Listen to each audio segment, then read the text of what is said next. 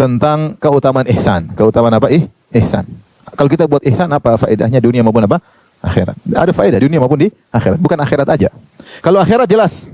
Siapa yang senantiasa merasa melihat Allah ketika dia beribadah atau senantiasa merasa dilihat Allah ketika beribadah, dia akan melihat wajah Allah pada hari kiamat. Kata Allah Subhanahu wa taala, "Lilladzina ahsanu al-husna wa ziyadah." Bagi orang-orang berbuat ihsan di dunia, dia akan mendapatkan al-husna itu surga, wa ziyadah memandang wajah Allah. Dan itu nikmat yang luar biasa yang Nabi pernah berdoa dalam doanya, "As'aluka ladzatan nadhari ila wajhik wasyauqa ila liqa'ik fi ghairi dharra'in mudhirrah wala fitnatin mudhillah." Fi ghairi dharra'in mudhirrah wala fitnatin mudhillah. Aku mohon kepada engkau kelezatan memandang wajahmu dan aku mohon kerinduan untuk bertemu dengan engkau. Ini doa Nabi sallallahu alaihi wasallam.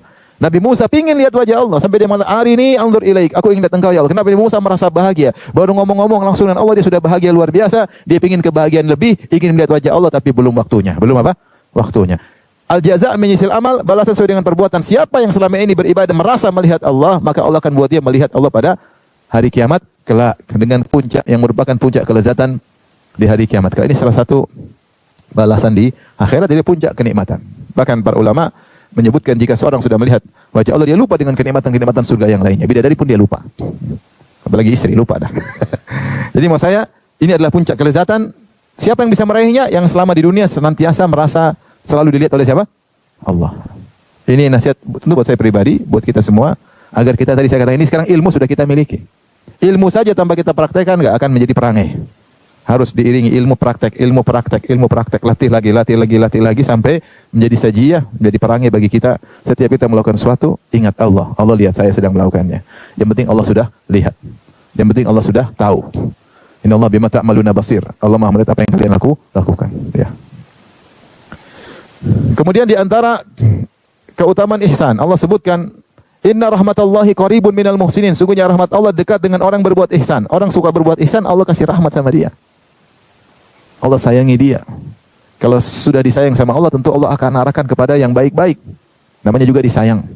Inna rahmatallahi qaribun minal muhsinin. Maka jangan ragu-ragu berbuat ihsan. Berbuat ihsan ketika beribadah, berbuat ihsan kepada sesama manusia.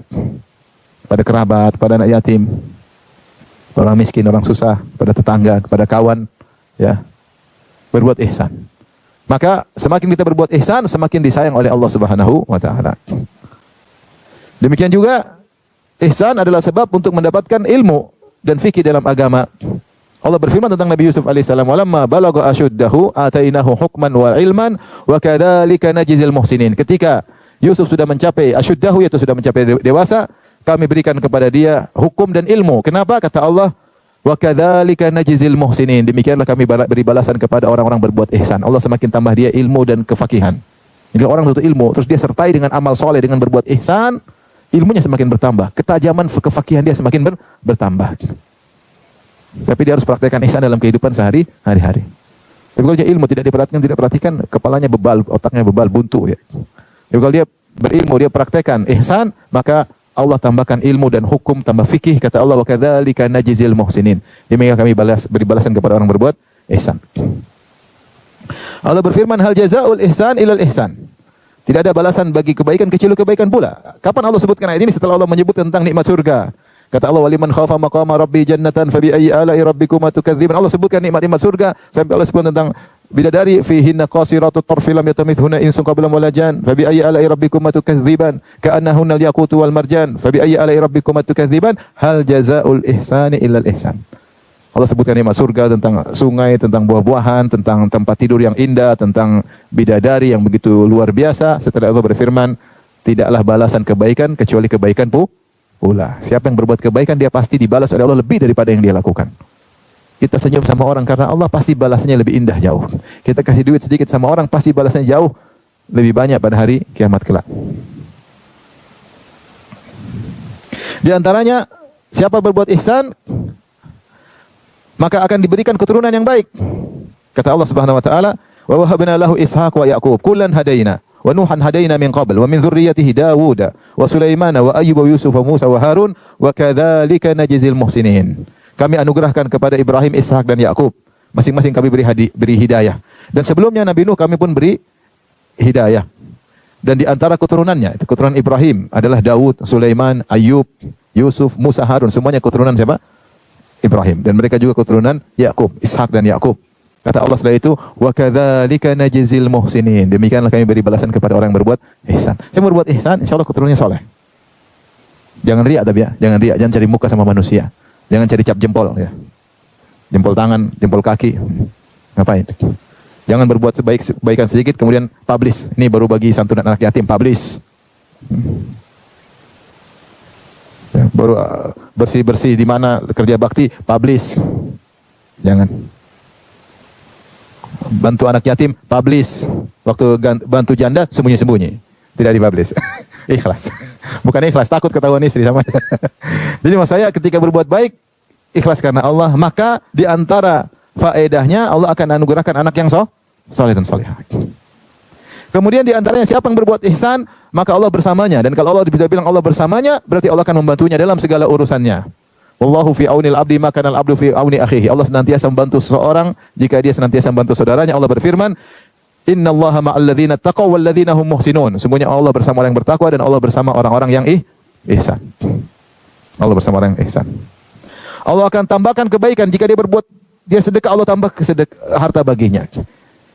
Apapun dia lakukan Allah akan tambah. Kata Allah, "Wa sanazidul muhsinin." Kami akan tambah kebaikan bagi orang yang berbuat baik. Akan diberi tambahan.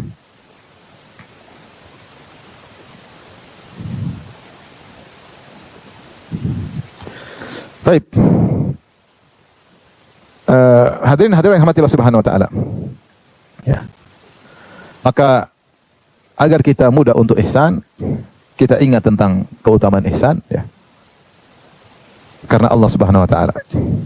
Di antara hal yang menakjubkan disebut oleh para salaf, Nabi Yusuf alaihissalam. Nabi Yusuf alaihissalam ketika miskin ihsan, ketika kaya ihsan. Status ekonominya, status sosial tidak merubah dia dari muhsin menjadi tidak muhsin, tetap malah ihsan. Semakin statusnya semakin tinggi, ihsannya semakin kuat. Makanya Yusuf alaihissalam ketika di penjara, datanglah dua orang, ya, minta ditafsirkan mimpinya. Kata Allah, dakhala ma'ahu sijna fatayan. Qala ahaduhuma inni arani asiru khamra, wa qala al-akharu inni arani ahmilu fawqa ra'si khubzan ta'kulu tayru min, nabbi'na bi ta'wili inna naraka minal muhsinin. Maka Yusuf masuk penjara, ada dua pemuda juga masuk penjara bersama Yusuf. Datanglah dua orang ini kepada Yusuf. Dia berkata kepada Yusuf alaihissalam, saya mimpi Yusuf, saya memerah anggur jadi khamar. Yang satu saya memikul roti, kemudian roti dimakan oleh burung. Nabi ta'wilih, kabarkanlah kepada kami berdua tentang tafsir mimpi kami berdua. Inna naraka minal muhsinin. Kenapa kami melihat engkau termasuk orang-orang yang muhsin? Kita baca buku tafsir, Yusuf di penjara baik, ketemu orang dia ngajarin kebaikan, ada orang susah dia bantu, ada orang sakit dia datangi, sabar. Dia bantu orang. Kalau dia nggak bisa bantu, dia cari orang yang bisa bantu orang ini. Sampai orang semua senang sama Yusuf. Kalau kita baca buku tafsir, sampai ada yang sudah keluar penjara, pengen di penjara lagi. Supaya bisa bareng sama siapa? Yusuf, saking muhsinnya. Sehingga orang datang dua nanya, minta ditafsir. Apa sebab mereka minta ditafsirkan oleh Yusuf? Kata mereka, inna naraka minal muhsin. Kami lihat engkau orang baik. Dan orang baik kalau diminta tafsir mimpi, insya Allah tidak nolak. Karena kau baik, kalau baik pasti tidak nolak. Ada seorang datang kepada seorang ustadz. Minta bantuan. Ustadznya nggak punya duit. Kata ustadznya, pertama, terima kasih sudah husnuzon sama saya. Dari sebanyak orang kau pilih saya untuk tapi saya tidak punya apa-apa ya. Tapi maksudnya dia tahu orang muhsin pasti konsekuensinya akan membantu. Dan itu kebiasaan Yusuf. Maka dia minta ditafsirkan mimpi. Ini ketika Yusuf miskin, status jadi di penjara, ternyata baik luar biasa. Tapi setelah dia jadi bangsawan, apakah berubah? Sombong, angkuh, OKB, orang kaya baru, lupa diri. Ya. Bang kemarin naik motor apa namanya? Motor rusak, motor jelek, sekarang sudah naik mobil mahal. Apakah berubah akhlaknya? Ternyata tidak. Ya. Ketika datang kakak-kakak Yusuf, dia tidak tahu Yusuf. Dia berkata, ya ayyuhal azizu massana wa ahlana dhurru wa ji'na bi bidha'atin musjatin fa awfi lana al-kaila wa tasaddaq alaina innallaha yajzil mutasaddiqin. Sebelumnya dia mengatakan, sebelumnya mereka berkata, innalahu aban syaikhan kabira fa khudh ahadana makanah inna naraka minal muhsinin. Saya lupa ayatnya. Jadi sebelumnya, inna naraka minal muhsinin. Jadi mereka berkata, wahai Yusuf, adik kami salah, ambillah kami pengganti adik kami. Inna naraka minal muhsinin. Kami melihat engkau, memandang engkau termasuk orang berbuat ihsan. Jadi Yusuf setelah jadi bangsawan juga terkenal sebagai orang yang ihsan. Ini ketika seorang melakukan semua karena Allah, perubahan status sosialnya tidak merubah sikapnya karena semua dia lakukan karena Allah. Ya, sebagian orang hanya ihsan ketika masih susah, ketika udah kaya lupa sama semua orang. Kemudian yang membantu kita untuk berbuat ihsan, ingat yang menyuruh kita berbuat ihsan adalah yang telah berbuat ihsan kepada kita. Makanya orang-orang menasihati Qarun dengan berkata, wa ahsin kama ahsanallahu ilaik. Berbuat ihsanlah sebagaimana Allah telah berbuat ihsan kepadamu. Kita yang bikin kita punya duit siapa? Allah. Yang buat kita sehat, Allah. Yang buat kita cerdas, Allah Subhanahu wa taala. Yang buat kita diberi kemudahan, Allah. Maka berbuat mudahlah kepada orang lain. Ahsin kama ahsanallahu ilaik. Sebagaimana Allah punya kebiasaan sama kita, kita juga punya kebiasaan sama orang. Jagalah kebiasaan Allah kepada kita dengan menjaga kebiasaan kita sama orang lain. Itu buat ihsan, Allah kasih ihsan terus. Kita kasih ihsan, Allah kasih ihsan sama kita.